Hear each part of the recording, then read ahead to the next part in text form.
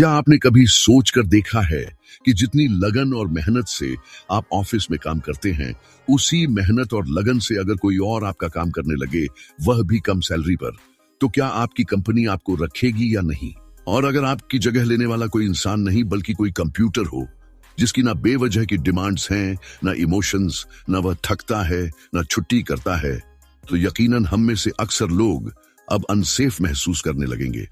और यह कोई मनगढ़ंत ख्याल नहीं, बल्कि वो वक्त असल में आ चुका है। और यह कहना है जेफरी हिंटन का, जिन्हें एआई के गॉडफादर का लक़ब भी मिल चुका है। Welcome to this channel. Please like and subscribe our channel. नाजरीन, आर्टिफिशियल इंटेलिजेंस या फिर एआई को पिछले कुछ सालों से मेन स्ट्रीम मीडिया पर बेशक बहुत शोहरत मिल रही है, लेकिन इसका असल आइडिया कई दहाइयों पुराना है।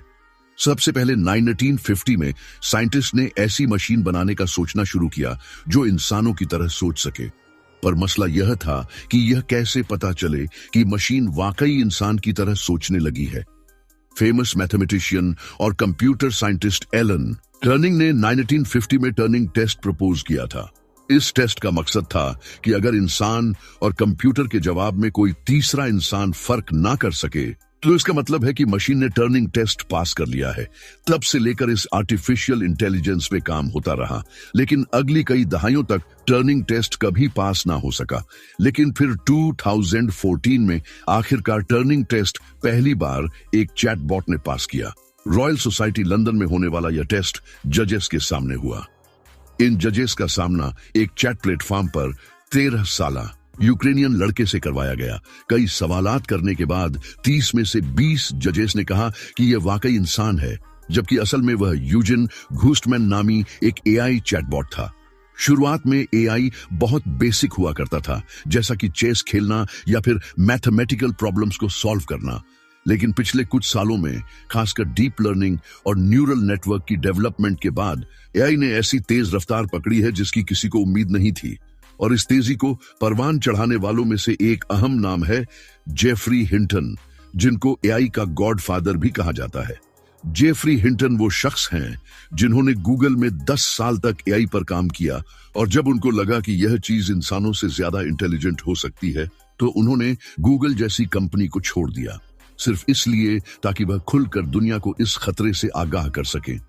जेफरी हिंटन ने आर्टिफिशियल इंटेलिजेंस, खासकर न्यूरल नेटवर्क्स और डीप लर्निंग के फील्ड में ऐसे काम किए हैं जो आज के मॉडर्न एआई मॉडल्स की बुनियाद बन चुके हैं। Back propagation algorithm, neural networks और डीप लर्निंग के साथ साथ हिंटन कई मशहूर एआई साइंटिस्ट के मेंटर भी रह चुके हैं, जिसमें मेटा के चीफ एआई साइंटिस्ट यन लुकन और यशुआ बेंगियो भी शामिल हैं। इन तीनों ने मिलकर 2018 में टर्निंग अवार्ड भी जीता, और इसी वजह से इनको गॉडफादर ऑफ डीप लर्निंग कहा जाता है। जेफरी हिंटन का सीधा कहना है कि इंटेलिजेंस में इंसान अब दूसरे नंबर पर आ चुके हैं, क्योंकि पहला नंबर एआई ने हड़प लिया है। इसी तरह हिंटन के मुताबिक एआई जो फिलहाल इंसानों का काम आसान करने के काम आ रहा है, बहुत जल्द ये पूरे के पूरे प्रोफेशंस को खा जाएगा। हिंटन ने एक इंटरव्यू में उन जॉब्स की लिस्ट बताई है जिन्हें एआई इतनी आसानी से टेक ओवर नहीं कर पाएगा। पर पहले जानते हैं उन जॉब्स के बारे में जो एआई के गॉड फादर के मुताबिक अनकरीब आर्टिफिशियल इंटेलिजेंस की नजर होने वाली है। पहला नंबर है कस्टमर सपोर्ट एजेंट्स का। हिंटन के मुताबिक एआई का सबसे पहला शिकार कस्टमर सपोर्ट एजेंट्स होंगे। क्या आपको मालूम है कि मोबाइल ऑपरेटर्स और बैंक्स में ज्यादातर कॉल सेंटर स्टाफ को अभी से ही एआई ने रिप्लेस कर दिया है, और शायद अनकरीब कॉल सेंटर्स के एजेंट्स हिस्ट्री बन चुके होंगे।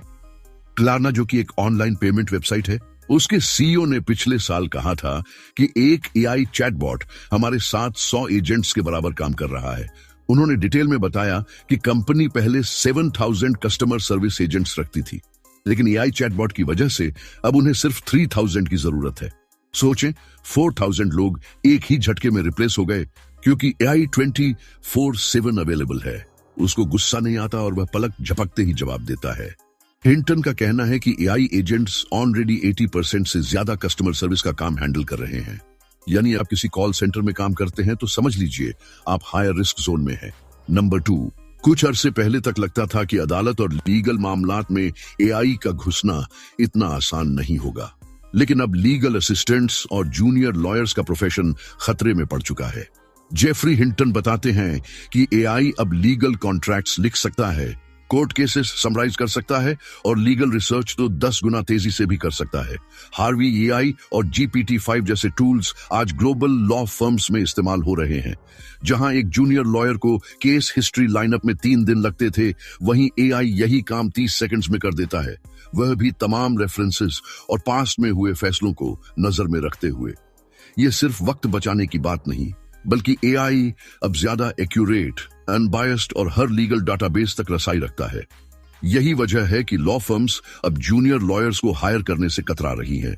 नंबर 3, आज से पहले लिखने वाला काम हमेशा क्रिएटिव समझा जाता था, लेकिन अब एआई की क्रिएटिविटी के आगे सब ढेर होता दिख रहा है।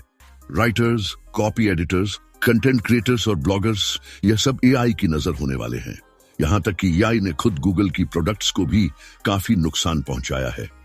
ब्लॉग स्पॉट गूगल का एक फेमस ब्लॉगिंग प्लेटफॉर्म था जहां ब्लॉगर्स आर्टिकल पब्लिश करते थे, लेकिन पिछले चंद सालों में इस वेबसाइट की ट्रैफिक में खातिरखा कमी देखी गई है।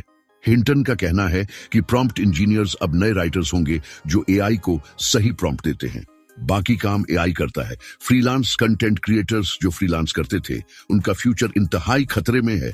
नंबर 4, हिंटन ने एक और दिल दहला देने वाली बात कही। नए ग्रेजुएट्स को जॉब नहीं मिल रही, इसलिए नहीं कि वह टैलेंटेड नहीं है, बल्कि अब एआई ऑलरेडी वही काम कर रहा है।